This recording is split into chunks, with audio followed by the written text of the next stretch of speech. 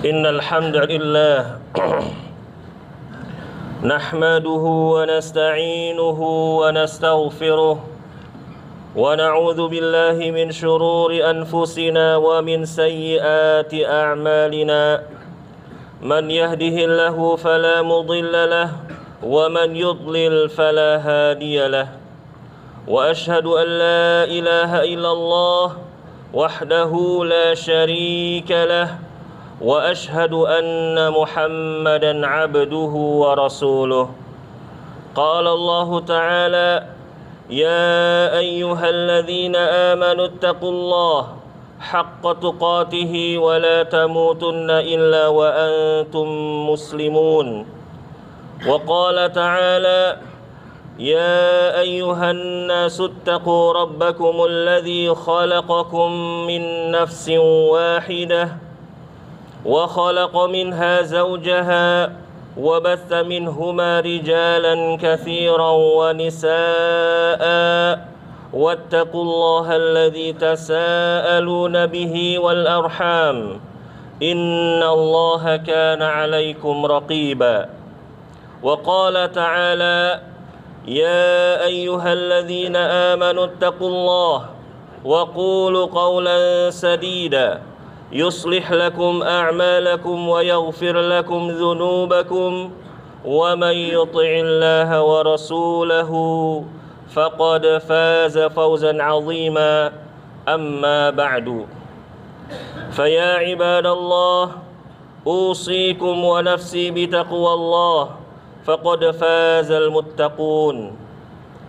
Jamaah sidang Jumat rahimakumullah, pada kesempatan yang mulia ini khatib mengajak kepada diri sendiri dan kepada jamaah sekalian, marilah kita semua meningkatkan ketakwaan kita kepada Allah Subhanahu wa taala. Marilah kita bertakwa kepada Allah dengan senantiasa beribadah hanya kepadanya, mengerjakan salat 5 waktu dan mengerjakan sunnah-sunnah Nabi Muhammad sallallahu alaihi wasallam, serta menjauhi segala apa yang dilarang oleh Allah Subhanahu wa taala dan nabinya sallallahu alaihi wasallam. Jamaah sidang Jumat rahimakumullah, sesungguhnya salat merupakan ibadah yang sangat penting, karena dengan salatlah status mukmin dan kafir bisa dibedakan. Dari Jabir radhiyallahu anhu, ia berkata bahwa ia mendengar Rasulullah sallallahu alaihi wasallam bersabda, "Inna bainar rajuli wa bainas syirki wal kufri tarkus salati." Sesungguhnya batas antara seorang mukmin dengan kesyirikan dan kekufuran itu adalah meninggalkan salat. Selain membedakan status keimanan, ibadah salat pun merupakan ibadah yang pertama kali dihisab oleh Allah di hari kiamat kelak. Dari Anas bin Malik radhiyallahu anhu, dari Nabi sallallahu alaihi wasallam, beliau bersabda, "Inna awwala ma yuhasabu bihil 'abdu yaumal qiyamah as-salah, fa in salahat salaha lahu sa'iru amalihi wa in fasadat fasada sa'iru amalihi." Yang artinya, sesungguhnya yang pertama kali dihisab dari seorang hamba pada hari kiamat kelak adalah salat. Jika salatnya baik, maka seluruh amalnya akan baik. Dan jika salatnya rusak, maka seluruh amalnya akan rusak. Jamaah sidang Jumat rahimakumullah, di antara kita mungkin sudah ada yang puluhan tahun mengerjakan salat, namun adakah di antara kita yang tahu bahwa salat kita telah diterima atau tidak oleh Allah Subhanahu wa taala? Sudah pasti jawabannya adalah tidak ada yang tahu. Karena itu merupakan perkara gaib, dan yang mengetahui hanyalah Allah Subhanahu wa taala. Namun jamaah sekalian yang saya muliakan, ternyata ada orang yang sudah salat puluhan tahun tetapi salatnya tidak diterima oleh Allah Subhanahu wa taala. Nabi sallallahu alaihi wasallam bersabda yang artinya, sungguh ada orang yang salat selama 60 tahun tapi tidak ada satupun salatnya yang diterima, karena kadang dia menyempurnakan rukunya tapi tidak menyempurnakan sujudnya. Kadang pula dia menyempurnakan sujudnya tapi tidak menyempurnakan rukunya. Jamaah sidang Jumat rahimakumullah, pada khutbah kali ini khatib akan mengangkat tema, yaitu beberapa kekeliruan yang sering dilakukan oleh kaum muslimin sehingga dapat merusak salat mereka. Yang pertama, tidak menyempurnakan wudu. Wudu merupakan kunci salat. Jika jelek wudunya, maka salatnya tidak sah dan tidak akan diterima oleh Allah Subhanahu wa taala, justru akan mendatangkan azab. Dari Aisyah radhiyallahu anha, ia berkata bahwa Rasulullah sallallahu alaihi wasallam bersabda, "Wailul lil a'qab minan nar." Wailul lil a'qabi minan nar. Celakalah tumit yang tidak terbasuh dengan air wudu dan dia diancam dengan neraka. Jamaah sekalian rahimakumullah, betapa banyak kaum muslimin yang berwudu masih keliru. Ada yang kurang dalam menyempurnakan wudu, ada pula yang berlebihan ketika berwudu. Marilah kita sama-sama menyimak bagaimana wudu yang diajarkan oleh Nabi sallallahu alaihi wasallam. Dari Humran rahimahullah bahwa Utsman bin Affan radhiyallahu anhu meminta untuk diambilkan air wudu. Lalu beliau radhiyallahu anhu mencuci kedua telapak tangannya, lalu berkumur-kumur, memasukkan air ke dalam hidung dan mengeluarkannya kembali, lalu membasuh wajahnya 3 kali, mencuci tangan kanan hingga siku 3 kali, dan demikian pula dengan tangan kirinya. Kemudian beliau mengusap kepala. Kemudian beliau mencuci kaki kanannya sebelah kanan hingga mata kaki, kemudian juga kaki sebelah kirinya. Lantas beliau radhiyallahu anhu berkata, "Aku melihat Rasulullah sallallahu alaihi wasallam berwudu seperti wudu yang telah aku lakukan ini." Dari hadis ini kita bisa bercermin dengan wudu yang sudah kita lakukan selama ini. Ketika berkumur, sebagian kita hanya sekedar memasukkan air ke dalam mulut, lalu kemudian mengeluarkannya. Padahal kata para fuqaha, berkumur-kumur itu adalah memasukkan air ke dalam mulut dengan memutar-mutarnya, baru kemudian mengeluarkannya. Kemudian ketika membasuh kedua tangan atau kaki, betapa banyak di antara kita hanya sekedar diguyur air tanpa digosok dengan tangan. Juga betapa banyak kaum muslimin yang berwudu lebih dari 3 kali basuhan. Perkara ini termasuk perbuatan yang dilarang. Hal ini disebutkan di dalam hadis. Ada seorang Arab Badui mendatangi Nabi sallallahu alaihi wasallam.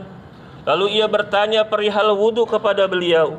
Kemudian Rasulullah sallallahu alaihi wasallam pun mempraktikkan wudunya. Lalu di akhir beliau membasuh setiap gerakan atau setiap anggota wudu itu dengan 3 kali basuhan. Kemudian di akhir beliau berkata atau beliau bersabda, "Hadzal wudu faman zada ala hadza faqad asaa wa ta'adda wa zalama." Beliau berkata, ini adalah wudu yang benar. Ini adalah wudu yang benar. Barang siapa yang menambah lebih dari 3 kali, maka ia telah keliru, telah melampaui batas, dan telah berbuat kezaliman. Barakallahu li wa lakum fil Qur'anil azim wa nafa'ani wa iyyakum بما فيه من الآيات والذكر الحكيم. أقول قولي هذا وأستغفر الله لي ولكم ولسائر المسلمين من كل ذنب فاستغفروه إنه هو الغفور الرحيم.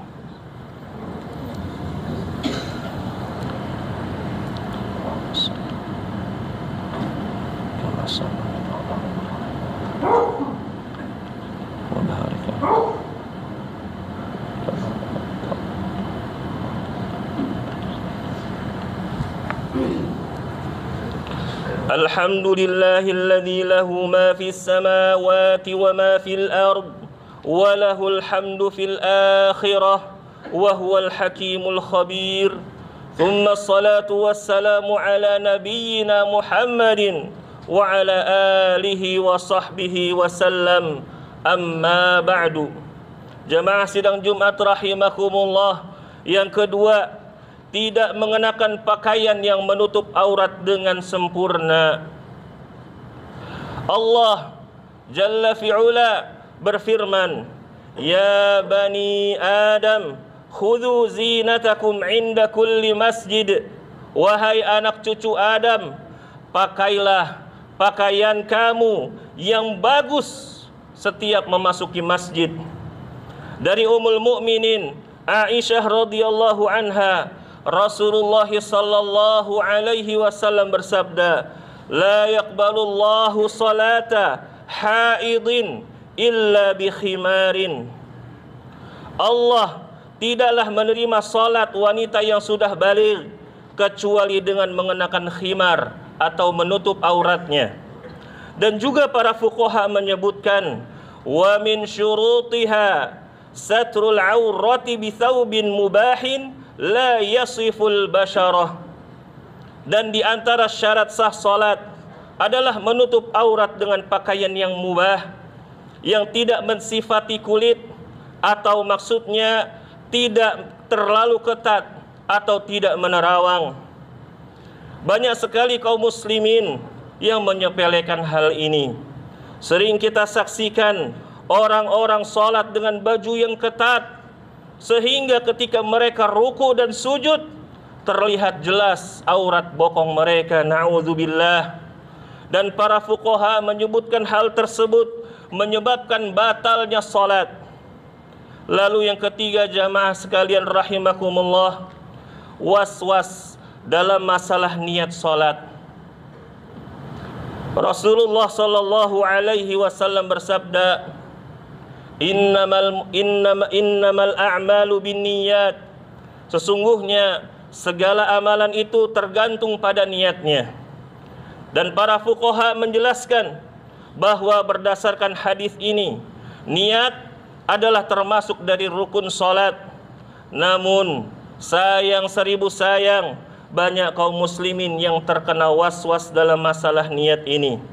Sering kita jumpai sebagian kaum muslimin ketika ingin memulai salat dan takbiratul ihram, dia mengulangi takbiratul ihramnya hingga berkali-kali. Tapi yang anehnya jamaah sekalian, ketika imam sudah mulai ruku, dia bisa segera takbiratul ihram dan dengan mudahnya saja dia melakukan hal tersebut. Padahal Imam An-Nawawi rahimahullahu ta'ala menjelaskan perihal niat adalah al-qasdu, yaitu keinginan dan tujuan yang ada di dalam hati seseorang ketika ingin melakukan suatu amalan. Jadi jika kita sudah ada keinginan untuk salat di dalam hati kita, maka itu sudah cukup dan sudah sah dikatakan niat. Jamaah sekalian rahimakumullah, jauhilah was-was setan. Jauhilah was-was setan. Jauhilah was-was setan dalam masalah niat ini. Karena ada sebagian orang-orang yang tidak mau salat karena alasan belum bisa berniat dengan benar. Na'udzubillah, thumma na'udzubillah. Jamaah sidang Jumat rahimakumullah, itulah 3 kesalahan yang sering terjadi. Jauhilah kesalahan-kesalahan tersebut agar solat kita semakin baik. Tentu kesalahan-kesalahan ketika solat sangatlah banyak dan tidak mungkin kita menjelaskannya satu persatu. Oleh sebab itu, khatib dengan kerendahan diri mengajak kepada jamaah sekalian untuk mendatangi majelis ilmu. Datangilah majelis ilmu jamaah sekalian. Datangilah majelis ilmu yang membahas di dalamnya tentang fikih salat. Pelajarilah hukum-hukum salat dengan benar, kemudian amalkanlah.